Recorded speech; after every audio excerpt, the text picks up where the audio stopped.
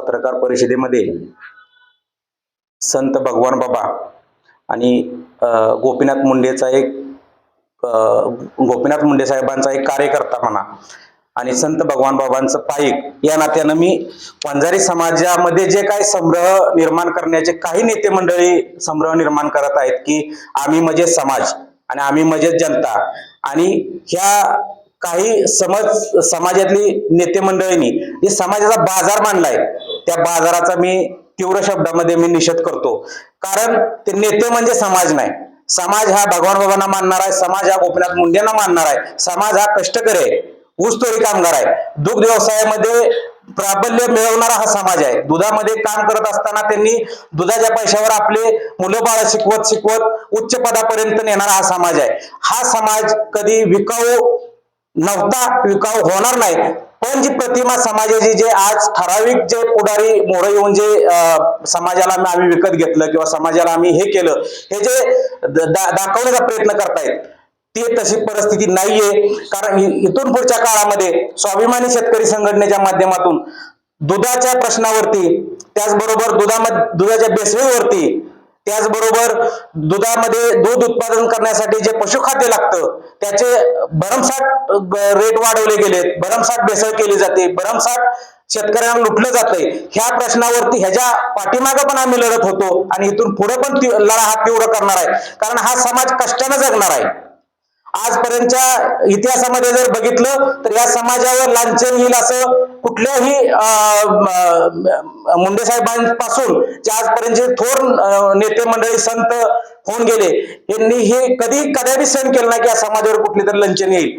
या समाजाचा घटक म्हणून या जे बाजार मांडलेला आहे त्या पुढाऱ्यांचा व त्या लोकांचा मी जाहीर निषेध करतो. आणि इथून पुढच्या काळामध्ये समाज हा पूर्ण ताकदीनं सर्वसामान्य शेतकऱ्यासाठी हितासाठी लढणाऱ्या उमेदवाराच्या पाठीमागे उभं राहील. एवढं मी पवार साहेब तुम्हाला या पत्रकार परिषदेमध्ये जाहीर करतो की समाज असा कुणाच्याही पाठीमागं ह्यानं सांगितलं म्हणून त्यानं सांगितलं म्हणून जाणार नाही.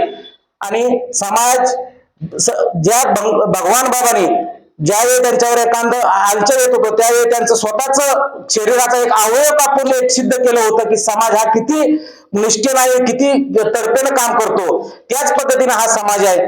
आणि या समाजामध्ये ज्यावेळी समाजातल्या डॉक्टर संपदा मुंडे यांच्यावरती फलटणमध्ये जो अत्याचार झाला, त्यांना आत्महत्या करण्यासाठी या प्रस्थापित व्यवस्थेनं, प्रस्थापित संस्थांनी ज्यावेळी त्यांना हे केलं, बळी घेतला, त्या प्रस्थापित व्यवस्थेच्या विरोधात आवाज उठवण्यासाठी हे पुढारी कुठं नव्हते. त्यावेळी आम्ही स्वाभिमानी शेतकरी संघटनेच्या माध्यमातून सत्याग्रह आंदोलन आम्ही दहिवडीच्या कचेरीमध्ये केलं. त्यावेळी हे समाजातले पुढारी गेले होते कुठं?